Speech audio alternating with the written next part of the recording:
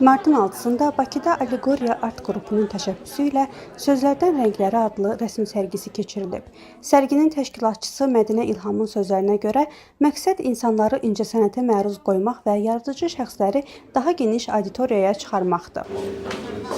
İnsanları hansı informasiyaya məruz qoyursansa, ehtiyacda bu olur. Və biz buna görə incəsənətlə bir qrup məşğul olan gənclərik.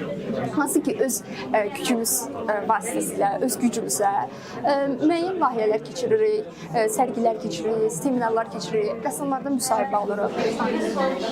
Sərgidə 16 rəssamın əsəri nümayiş olunub. Rəssamlar bədii ədəbiyyat qəhrəmanlarını rənglərlə ifadə ediblər.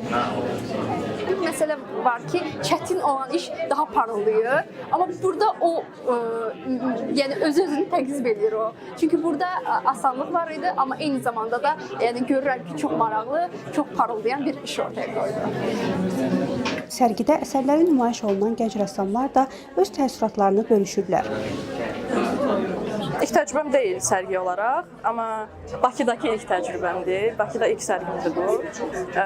Və buna görə çox xoşbəxtəm ki, ən sevdiyim əsər Karamazov qardaşlarından istifadə edə bilib bir sərgi formalaşdırmaq. Bu cür formatda birinci dəfədir iştirak edirəm, birinci təcrübəmdir və çox maraqlıdır. Deyə bilərəm ki, çox gözəl, maraqlı sərgidir və dəyərləndirən insan olsa əlbəttə ki, satışa çıxartmağı razıyam. Yəni, orada sıxıntı yoxdur.